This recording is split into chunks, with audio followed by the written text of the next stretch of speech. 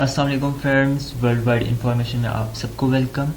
आज का हमारा टॉपिक है वो है हिंदुत्व से रिलेटेड। अगर हिंदुत्व से रिलेटेड अगर आपको कोई भी क्वेरी हो तो आप मुझसे ईमेल पर कांटेक्ट कर सकते हैं। मेरी ईमेल आईडी है jamal333@gmail.com और मेरा फेसबुक चैनल है, पेज है इन्फॉर्मेशन वर्ल्ड वाइड के नाम से, जिसका लिंक डिस्क्रिप्शन पे गिवन है। चलते हैं टॉपिक की तरफ। सबसे पहले हम स्टार्ट लेंगे हिंदुत्व के बैकग्राउंड से। हिंदुत्व के बैकग्राउंड में हम सब चीज़ें डिस्कस करेंगे। हिंदुत्व का वर्ड जो था ये कब राइज हुआ, किसने किया, इसका जो मेन मोटिव था वो क्या था, और इससे माइनॉरिटीज़ को क्या वाकई में थ्रेट था, ये सारी बातें हम इस पे डिस्कस करेंगे। अब जो हिंदुत्व था इसका कॉन्सेप्ट राइज हुआ भारतीय जनता पार्टी बीजेपी के राइज होने के बाद। भारतीय जनता पार्टी पावर में आई 2010 में। जो सही पावर में जिसको कहते हैं ना आना मेजॉरिटी के साथ, वो 2010 के बाद आना स्टार्ट हुई और उसके बाद ही इन्होंने कॉन्सेप्ट दिया हिंदुस्तान का। ठीक है, अब जो हिंदुस्तान का वर्ड है वो 1883 में यूज़ किया गया विनायका दामोदरन ने। ठीक है, और फर्स्ट टाइम जो हिंदुस्तान का वर्ड है वो यूज़ हुआ पम्फलेट्स में 1923 में। हिंदुस्तान की ये बुक का मैंने कवर फोटो लगाया, आप इसको पढ़ भी सकते हैं, इसकी समरी भी ले सकते हैं, जो कि मैंने डिस्क्रिप्शन पे गिवन कर दिया है। अब देखा जाए तो इंडिया है, इसके अंदर 22 ऑफिशियल्स लैंग्वेज हैं और 1635 डायलेक्ट्स हैं, ये अकॉर्डिंग टू 2001 के मुताबिक। अब आप इस बात से अंदाज़ा लगा सकते हैं कि हिंदू के अलावा भी इंडिया के अंदर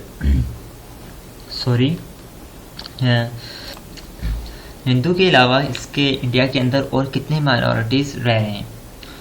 और वैसे भी कहा जाता है कि हर 100 किलोमीटर के बाद इंडिया के अंदर लैंग्वेज और कल्चर चेंज हो रहा है। ठीक है, अब जो हिंदुत्व पे बिलीव रखते हैं वो कहते हैं कि Hindustan is only for Hindus and only Hindus are allowed to live here. जो हिंदुस्तान है वो सिर्फ हिंदू के रहने की जगह है, यहाँ पे सिर्फ हिंदू का रहना ही जायज़ है, ये हिंदू की ही सरजमीन है, बाकी सब यहाँ पे वैसे ही हैं, इन सबको निकाला जाए। ठीक है, ये हिंदुस्तान पर बिलीव रखने वाले लोग हैं। अब हिंदुस्तान पर जो बिलीव रखते हैं ये हैं कौन? ये आरएसएस के बंदे हैं।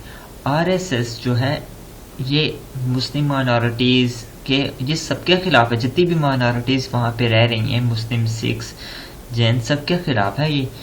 अब जब आरएसएस बनी तो इन्होंने इंडिया का फ्लैग रिजेक्ट कर दिया। आरएसएस पहले बनी, इंडिया बाद में बना। आरएसएस जो बनी थी वो 1923 के करीब बनी थी। इन्होंने इंडिया का फ्लैग रिजेक्ट कर दिया बिकॉज उसके अंदर ग्रीन कलर है और ग्रीन कलर रिप्रेजेंट करता है मुस्लिम्स को, इसलिए इन्होंने वो फ्लैग रिजेक्ट कर दिया और इन्होंने एक अपना नया फ्लैग बनाया ट्रायंगल शेप का।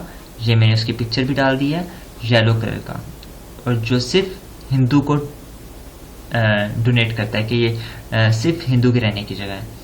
अब जो आरएसएस है इसके अंदर आज तक कोई भी मुस्लिम बंदा नहीं गया। ठीक है, ना ही ये उसको एक्सेप्ट करते हैं। ठीक है, जैसे कि तंजीमें बनी होती हैं हर मुल्कों के अंदर, स्टूडेंट फेडरेशंस होती हैं, बहुत सी फेडरेशंस होती हैं, उसमें सारे जाते हैं, जिसका दिल चाहे ज्वाइन कर ले। लेकिन आरएसएस को मुस्लिम ज्वाइन नहीं कर सकते, बाकी सिर्फ वहाँ पे जो ज्वाइन करेंगे वो हिंदू होगा।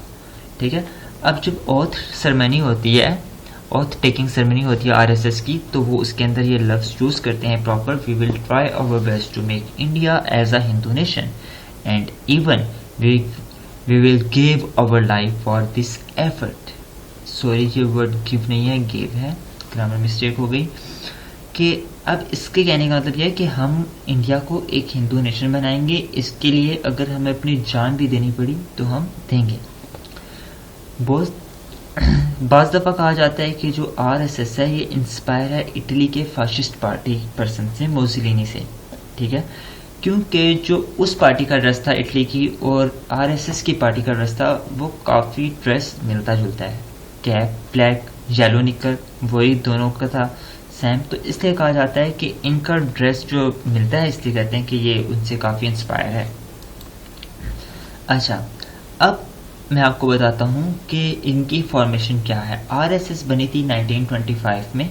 ठीक है, 23 नहीं था, 1925 था। उसके बाद इंडिया 1947 में बन गया।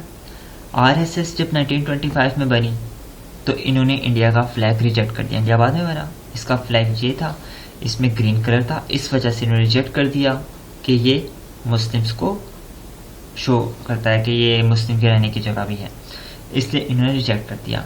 पर ये कर कुछ नहीं सकते थे, ये तो एक फेडरेशन थी, ठीक है। तो इनको लॉ मेकिंग में आने के लिए एक पार्टी बनानी थी। इन्होंने क्या किया, एक पार्टी बनाई 1980 में, भारतीय जनता पार्टी, बीजेपी, ठीक है। जब बनाई तो बहुत से आरएसएस के जो लीडर्स थे और जो भी इसमें फंक्शनिंग पर्सन्स थे, उन्होंने ज्वाइनिंग कर ली बीजेपी, ठीक है। अभी के जो नरेंद्र मोदी हैं, ठीक है, अमित शाह हो गए, ये जो आरएसएस के थे वही बीजेपी में आए। फिर इन्होंने क्या किया, पावर में आने के बाद हिंदुत्व को प्रमोट किया, ठीक है। अब ये हिंदुस्तान से रिलेटेड एक और बुक थी, बंच ऑफ थॉट, मैं आपको भी रिकमेंड करूंगा, आप भी इसको पढ़ें। इस बुक के अंदर जितनी भी बातें लिखी हैं वो एंटी मुस्लिम्स हैं, एंटी क्रिश्चियंस हैं, माइनॉरिटीज़ को टोटली रिजेक्ट करने की बातें हैं, ठीक है। और सिर्फ ये बंच ऑफ थॉट में हिंदू को सपोर्ट करती है। ये बुक किसने लिखी, MS ओलोकांडी ने 1965 में ये बुक लिखी। और ये भी कौन था, हिंदुत्व पे बिलीव करता था, ठीक है। अब जवाहरलाल नेहरू और जो गांधी थे, इनका जो बिलीव था वो सेकुलर पे था, जबकि नरेंद्र मोदी, ठीक है, अमित शाह, आरएसएस के जितने बंदे, इनका बिलीव किस पे है, हिंदुत्व पे। सेकुलर में तो ये है कि आप जितने भी माइनॉरिटीज़ भी हैं, मेजॉरिटीज़ माइनॉरिटीज़ मिलके एक ही स्टेट के अंदर हैं। लेकिन हिंदुत्व का कॉन्सेप्ट यह है कि यहाँ पे सिर्फ हिंदू रहेंगे, बाकी कोई नहीं रहेगा।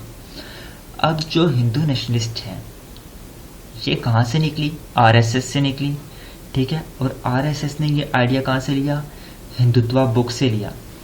आरएसएस 1925 में बनी, हिंदुत्व बुक 1923 में। ये उसका कवर फोटो भी मैंने लगा दिया।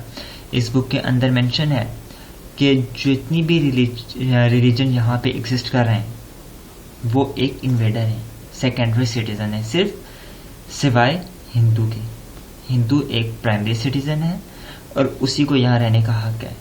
बाकी जितने भी यहाँ पे हैं वो सारे सेकेंडरी सिटीजन हैं।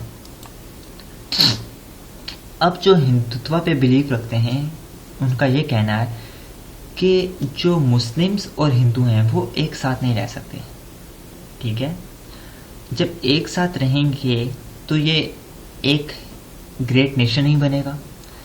और इस बात से क्या हुआ, जो माइनॉरिटीज़ थे उनको एक फियर पैदा हो गया, डर पैदा हो गया कि भाई ये तो एक इंडिया के लिए, इंडिया को एक हिंदू नेशन बना लेंगे, यहाँ से मुस्लिम्स और क्रिश्चियंस और सिख, जैन, इन सबको निकलना पड़ेगा, ठीक है। लेकिन देखा जाए तो जो प्रेम्बल है उसके अंदर मेंशन है कि India is a secular state, जबकि कॉन्स्टिट्यूशन के अंदर सेकुलर का वर्ड ऐड हुआ 1976 में। मतलब कि 1947 से लेके 1975 तक सेकुलर का वर्ड ऐड नहीं किया गया, जबकि ये वर्ड प्रियम्बल में मेंशन था। और प्रियम्बल की इम्पोर्टेंस आप ऐसे ले लें कि ये एक रूह है, ठीक है, बॉडी और सोल का रिलेशन। कॉन्स्टिट्यूशन क्या है, बॉडी है, प्रियम्बल रूह है। अगर जिस्म के अंदर से रूह निकाल दी जाए तो जिस्म में कुछ नहीं बाकी रहता। तो जब 1947 से लेके 1975 तकरीबन 30 साल इन्होंने इस वर्ड को ऐड नहीं किया, तो इट मीन्स ये इस वर्ड को जो सेकुलर है इसको अभी ऐड करने के बाद वापस निकाल भी सकते हैं। अब जब बीजेपी पावर में आई तो उनके सीएम थे, चीफ मिनिस्टर थे अनंत कुमार हेगड़े।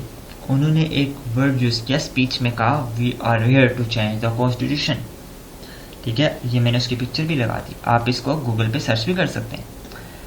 इन्होंने ये क्यों कहा कि हम we are here to change the constitution, हम कॉन्स्टिट्यूशन को बदल देंगे, क्यों? क्योंकि कॉन्स्टिट्यूशन के अंदर सेकुलर का वर्ड था, ठीक है, और वो इसको बदलना चाह रहे थे क्योंकि ये चाहते थे इंडिया एक हिंदू नेशन बने, ग्रेट हिंदू नेशन बने।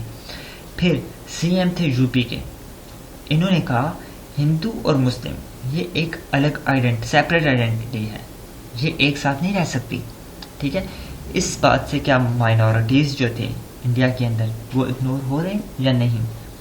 बिल्कुल एग्जैक्टली माइनॉरिटीज इस बात से इग्नोर हो रहे हैं, क्योंकि दोनों बातें, we are here to replace the constitution and Hindu and Muslim are separate identity, ये दोनों बातें उनके अंदर एक फियर पैदा कर रही थी माइनॉरिटीज के अंदर। अब माइनॉरिटीज वहाँ पे कौन है इंडिया में? वो हैं Hindu, Muslims, Christian, Sikh, Buddhism, Jains, ठीक है। जितने भी वहाँ पे और मज़हब के लोग हैं सवाए हिंदू के, वो सारे माइनॉरिटीज़ में आते हैं। हिंदू की वहाँ पे पॉपुलेशन है तक अप्रॉक्सीमेटली 80%, बाकी 20% वहाँ पे क्या है? माइनॉरिटीज़। और माइनॉरिटीज़ की परसेंटेज मैंने ये लिख दी है, आप इसको पढ़ लें। अब ये सारे इग्नोर हो रहे थे, ठीक है। और वो कहते थे, अनंत कुमार हेगड़े और योगी आदित्यनाथ, वो कहते हैं कि हिंदू और मुस्लिम एक साथ काम नहीं कर सकते। लेकिन जब मैंने हिस्ट्री पढ़ी तो वहाँ पे मैंने देखा कि अंग्रेज़ों के ख़िलाफ़ जो बगावत की थी सबसे पहले, वो किसने की थी? वो दो दोस्त थे, भवानी पाठक एंड मजनू शाफ्ती, ठीक है, एक मुस्लिम और एक हिंदू। फिर उसके बाद आप भगत सिंह को पढ़ लें, भगत सिंह की कहानी पढ़ लें, उसने क्या कुछ नहीं किया।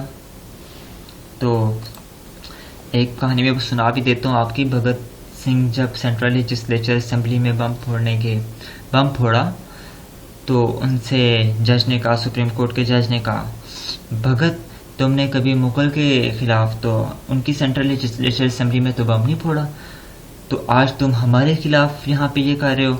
तो भगत ने कहा, मुगलों ने इस देश को सोने की चिड़िया बना दिया था, और उस सोने की चिड़िया की चहक देख के आप लोग यहाँ पे राज करने आए। ये भगत ने उस टाइम कहा था। फिर उसके बाद देखा जाए तो बाबा रामचरण और मौलवी आमिर अली, इन दोनों की यूनिटी आप देख लें, एक था हिंदू और मौलवी आमिर अली, मौलवी मुस्लिम, ठीक है। तो इन्होंने क्या किया है? अंग्रेज़ों के खिलाफ बगावत इन्होंने किया है, मिलके की है, दोनों ने साथ काम किया है। फिर मैंने थोड़ी सी और डिटेल इनकी निकाली है।